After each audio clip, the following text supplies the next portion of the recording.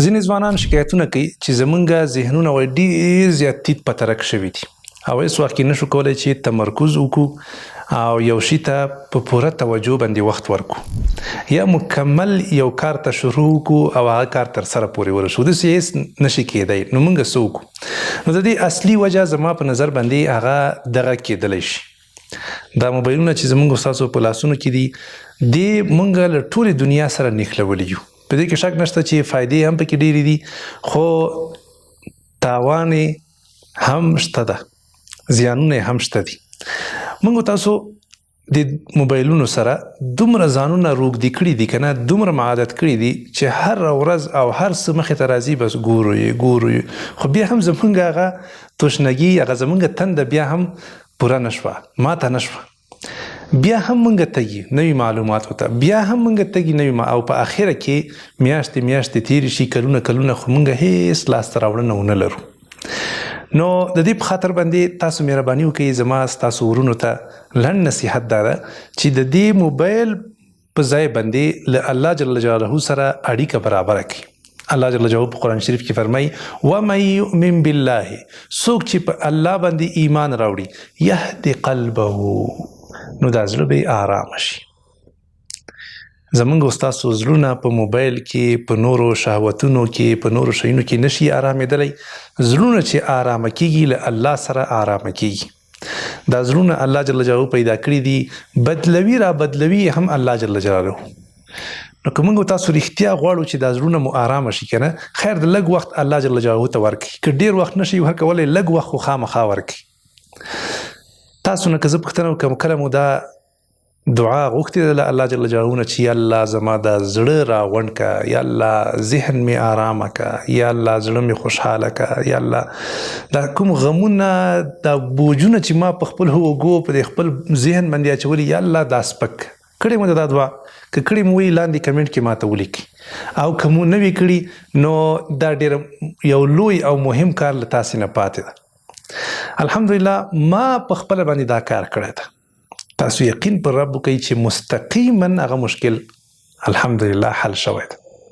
که کله تاسو باندې غم راغی، درد راغی، بېچینه وئ، بېتابه وئ، ګډ وډ وئ، اصلا ذهن نه راغونډېږي، تاسو دا هر څه پرېږدئ، هیڅ هم نه کېږي، خیر ده له دې موبایل نه لږ لرې شئ. که بیخي نه شئ ایسته کولی، لږ یې دا استعمال را کم کړئ. داسې خلک دي چې حج ته تللي اوسه کاله که نه، دقه په دقه میسج، دقه په دقه پیغام، ودې الله بنده ما ورته وویلې چې ته خو دا ذهن خو دې لږ راغونډ کړه، ته به څه د حج په خوند باندې پوه شي، ته به څه د عبادت په خوند باندې پوه شي، ته به څه د دې دعا په خوند باندې پوه شي چې دقه په دقه باندې هر یو شي په اړه پوښتنه، هر یو شي په اړه پوښتنه. خو بس د اول د حج زده کړه، معلومات یې ترلاسه کړل، کتاب دې وکته، کفایت کوي. نو هلته ته زړه راغونډ کړه، زړه آرامه که، زړه خوشحاله که، له الله سره هغه رابطه دې ټینګه که. د عرفات په میدان، سبحان الله، د مغفرت په میدان کې ناسته، په کوم ځای کې چې الله جل جلاله په دې بندگانو ته ګوري، په رحم کوي، خاص توجه یې ورته، او حتی په اسمانونو کې هغه ملائکې چې دي د هغوی پر وړاندې یادوي دا خلک، دلته هم د بیچاره سړي سره دا شی نښتی ده. دلته هم د ناست او دا شیان ګوري او مصروفه د ذهن یې تیت په ترک ده، خبر هم نه ده چې زه چیرته ناست یم او چیرته راغلی یم او په دې ځای کې باید زه څه وکړم. نو څنګه به زموږ ستاسو ذهن راغونډ شي، څنګه به موږ تاسو آرامه شو. دا پخوا وختو کې خلک څومره آرامه وو ماشاءالله.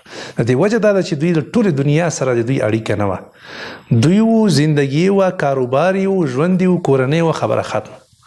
نو موږ تاسو هم که چېرته غواړو چې ذهنونه مو راغونډ شي، اول مهرباني وکړئ هغه شی چې ستاسو ذهنونه در ګډوډوي، چې هغه ته وایي موبایل او کمپیوټر او انټرنیټ، دغه څه ناڅه له خپل ژوند نه کم کړئ او تاسو به انشاءالله کافي ډېر وخت ولرئ. بیا به تاسو باندې دا وخت نه تېرېږي، تاسو به په خپله پوه شئ چې دا څومره ډېر وخت ما سره. او په حقیقت کې چې انسان خوشحاله کوي هغه عمل ده چې انسان خوشحاله کوي، چې عمل وکړي، راولاړ شي، کار وکړي، مونځ وکړي، زحمت وباسي، له خلکو سره راشه درشه وکړي، دغه انسان خوشحاله کوي. دا نه خوشحاله کوي چې ته په شپه ورځ ناستې او ته دا فکر کوي چې زه به په دې باندې خوشحاله شم. نه. نو تاسو مهرباني وکړئ انشاءالله اول دی اول ما ته الله جل جلاله توفیق راکړي چې زه دا کم استعمال کم، زه فقط د ضرورت په خاطر استعمالوم، بیا دی الله جل جلاله تاسو ته توفیق درکړي چې دا موبایل دا کم استعمال کوي، خپل حقیقي ژوند ته متوجه شي او ان شاء الله داسې کارونه وکړي چې په هغه باندې الله راضي کیږي. نو چې الله راضي شو، الله جل جلاله به بیرته تاسو هم راضي کوي. ذهن به مو راغونډ وي، ډېر زیات تیت پترک به نه وي، تشویشونه به پکې نه وي، د هر چا سوچونه او غمونه به پکې نه وي، بلکې خپل کار سره به مو کار وي او ورځ تر بلې به ان شاء الله ستاسو په ژوند کې ښه والی راځي او بهتروالی به راځي.